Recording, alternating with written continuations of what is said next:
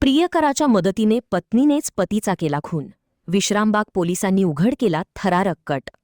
पतीच्या छाताडावर बसून गळा आवळत प्रियकराच्या मदतीने त्याचा खून करणाऱ्या विवाहितेचा धक्कादायक कट विश्रामबाग पोलिसांनी उघडकीस आणला. घराबाहेर मारहाण झाल्याने पतीचा झोपेत मृत्यू झाल्याचा बनाव रचत पोलिसांची दिशाभूल करण्याचा प्रयत्न करण्यात आला होता. मात्र पोलिसांच्या कसून चौकशीत पत्नीच्या जबाबातील विसंगती समोर आली आणि संपूर्ण कटाचा पर्दाफाश झाला. ही घटना सांगलीतील पोळमळा परिसरात घडली.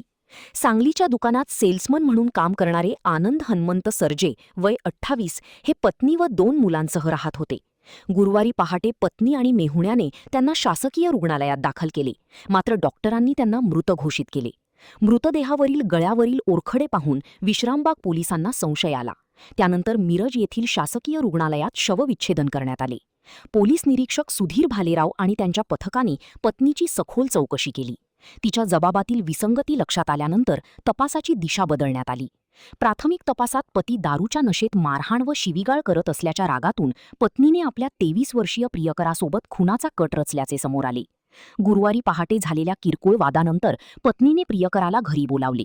दोघांनी मिळून आनंद सर्जे यांचे पाय ओढणीने बांधले आणि त्यांच्या छाताडावर बसून गळा दाबत त्यांचा खून केला. त्यानंतर संशय टाळण्यासाठी पत्नीने भावाला बोलावून घेत पतीला रुग्णालयात नेले. बाहेर कुणीतरी मारहाण केल्याने ते घरी येऊन झोपले होते अशी खोटी माहिती देत पोलिसांची दिशाभूल करण्याचा प्रयत्न करण्यात आला. आनंद सर्जे यांना विश्रामबाग पोलीस ठाणे हद्दीत दिनांक 25 रोजी मध्यरात्रीच्या सुमारास इसम नामे आनंद हनुमंत सर्जे वय वर्ष 28 यास उपचारासाठी दाखल करण्यात सिव्हिल हॉस्पिटल येथे उपचारासाठी दाखल करण्यात आले होते. तेथे वैद्यकीय अधिकाऱ्यांनी तपासून त्यास दाखलपूर्व मयत असल्याचे घोषित केले.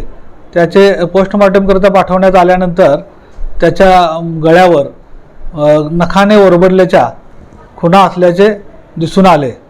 त्या अनुषंगाने आम्ही त्या जखमा कशाने झाल्या आहेत याबाबत मयत व्यक्तीची पत्नी यांच्याकडे तपास केला, चौकशी केली असता ती प्रथमदर्शनी सुरुवातीला टाळाटाळ करण्याचा प्रयत्न केला.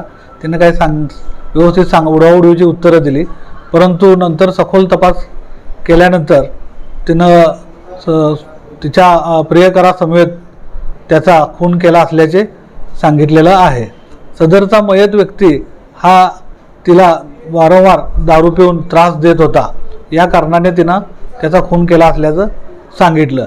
सदर महिलेविरुद्ध व तिच्या प्रियकराविरुद्ध विश्रामबाग पोलीस ठाणेकडे खुनाचा गुन्हा नोंद करण्यात आलेला असून सदर महिलेस व तिच्या प्रियकरास अटक करण्यात आलेले आहे. त्यांना न्यायालयासमोर हजर करण्यात आलेले असून न्यायालयाने त्यांना 4 दिवसाची पोलीस कोठडी रिमांड दिलेला आहे.